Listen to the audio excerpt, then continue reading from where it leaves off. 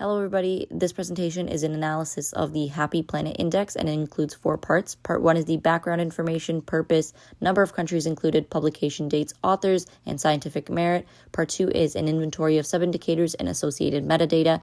Part 3 is methodological design, and Part 4 is the sustainable development or SOAR/SWOT analysis. The Happy Planet Index takes 3 indicators and uses them to determine the overall social and environmental well-being of a country. It's calculated by taking the well-being and multiplying it by the life expectancy and then dividing that by the country's ecological footprint. The suggested Happy Planet Index score is 58.1. However, the global average is 43.1. GDP is not seen as an accurate indicator of a country's prosperity because it only takes into account how much money the country is making and not the quality of life or the environmental sustainability. This index aims to put more focus on well-being indicators that are not centered around money or the economy to allow for a database where social issues and environmental issues are considered. The goal is to have a good quality of life without compromising ecological integrity.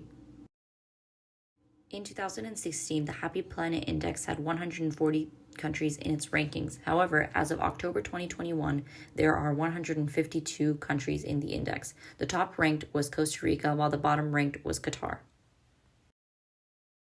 The index was created through the combined insight of 2 researchers in the field of ecology and well-being science named Sama Abdullah and Nick Marks. It was published in 2006 in the New Economics Foundation until 2019. It is now published in the Wellbeing Economy Alliance. Peer reviews identified the Happy Planet Index to be a successful measure of sustainability, especially considering that it deals with measurements of subjective indicators. However, there are concerns over the accuracy of data provided by a country's government because it may be biased.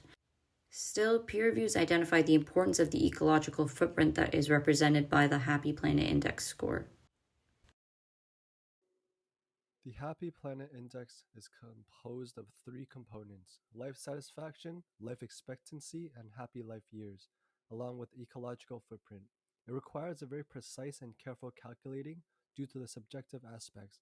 However, this means the index is more accurate and meaningful. The formula for HPI is life expectancy times life satisfaction divided by ecological footprint. Life satisfaction is the first component. It's a fairly new academic area of research and is very subjective in its research. The outcome has been more reliable compared to objective research methods, though. A scale is given to a citizen from 0 to 10, 0 being not satisfied and 10 being very satisfied. The next component is life expectancy and happy life years.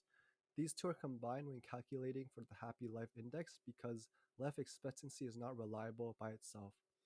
Life expectancy is the average age a person lives to, and it gives a good estimate of the conditions of the country, and HLY incorporates assumed and apparent quality of life.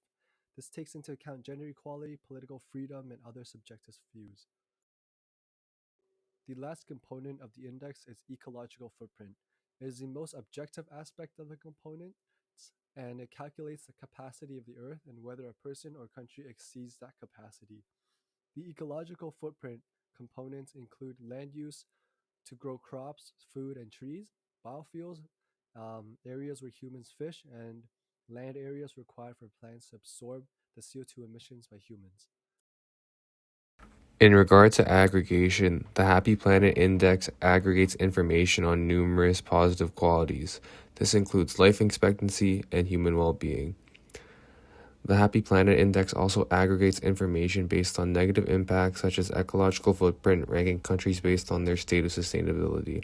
As a result, this makes the Happy Planet Index an aggregated index to which each country produces happiness per unit of environmental output. For normalization, math modeling can be extremely useful when understanding sustainability processes, as it ties math to the dimensions of the environment. Normalization occurs within the Happy Planet Index with the aim of working with normalized variables. There are numerous steps for data normalization in the Happy Planet Index, as all variables need to be of the same scale and range. The Happy Planet Index is heavily dependent on composite indicators. For weighting, the Happy Planet Index is weighted to give higher scores to lower ecological footprints and lower scores to higher ecological footprints.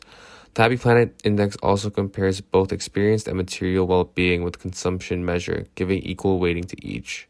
However, the Happy Planet Index has been criticized for weighting, as it has been seen to weight the ecological footprint too heavily compared to other variables.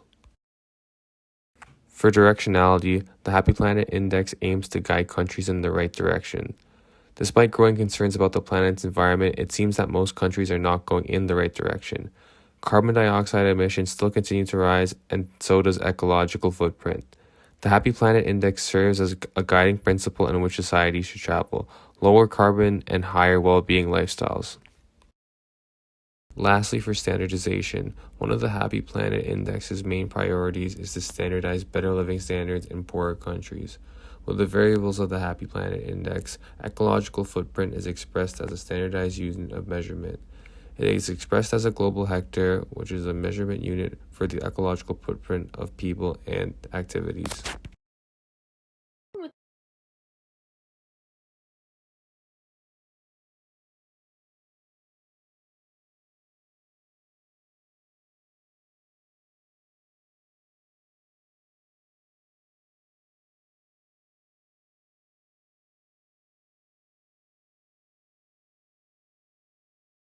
Similar to the strength of the simplicity of the indicator, it might be too simple as it excludes a lot of other social and environmental indicators, and as well it doesn't include economic indicators, which is another key pillar of sustainability. Additionally, the use of subjective well-being as a measurement for happiness could potentially skew the data. The first opportunity to improve would be by adding an economic indicator or multiple to give a better overall measurement of well-being, as that would include all three pillars of sustainability. You could also add other social and environmental indicators as well, or there's a chance to create a multi-index with other indexes to fill the gaps that this doesn't fulfill. Threats, first off, the validity could be called into question as it doesn't encompass all three pillars of sustainable development, and there are other indicators that do that people might choose to use over this one.